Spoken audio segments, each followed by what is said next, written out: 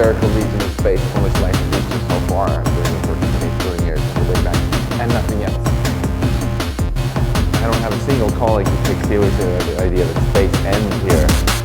That's the weight that you're dealing with to see more distant galaxies.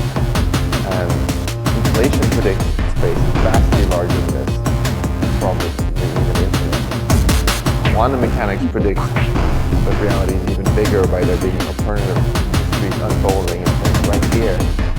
And the mathematical universe hypothesis true, then reality is grander still. If you turn this around, I think the main reason people have resisted power universe is just because they feel it sounds too weird. But I think that's a really, really bad argument, frankly, because what do you expect? We have intuition evolution has given us for things which were useful for our ancestors. That's the reason we have intuition for baseball, for example, is because it was really useful to not get hit by rocks, because people flew at us to be able to predict how the rocks near the through would fly and envelope. And as soon as we use technology to go beyond the human scale and look at things that our ancestors had no access to, we should predict, therefore, that we shouldn't have our systems to break down. We can test this. Look what happens. We look at things much smaller than the human scale. We see particles being in multiple places at once. That's really weird. We look at things much bigger than a black hole. People don't feel that weird. They haven't understood. We look at things being much faster than the human scale. Time slows down. That's pretty weird in my book. You look at things that are much hotter than the human scale. You know, the particles flying around near the speed of light fly together. Particles that turn near the speed of light. They fly together. A couple of protons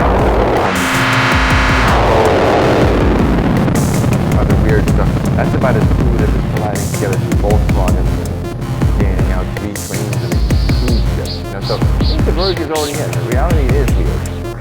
And if we are so narrow-minded that we're only going to study theories that we think are not weird, we're never going to find the truth here.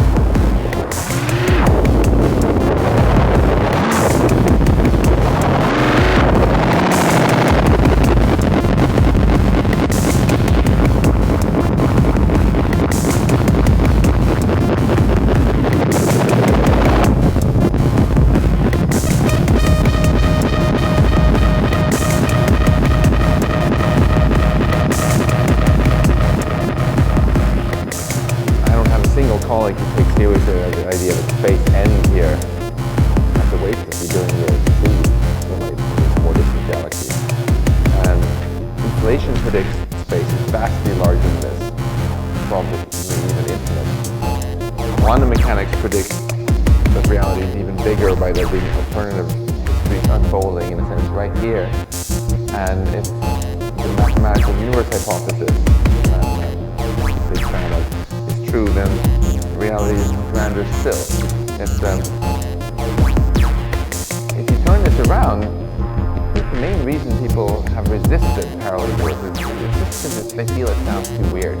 But I think that's a really, really bad argument, frankly, because what do you expect? We have intuition evolution has given us for things which were useful for our ancestors. That's the reason we have intuition for baseball.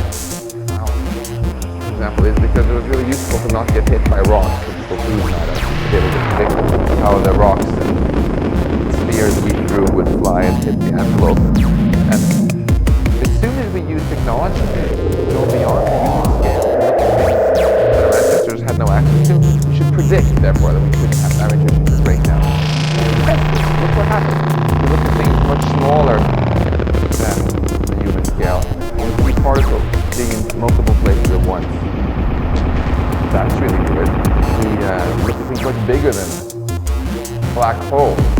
People don't feel that they haven't understood. We look at things going much faster than the human scale, and time slows down. That's pretty weird in my book. You look at things that are much hotter than the human scale. with all the particles flying around here at the speed of light, you collide together some particles at CERN,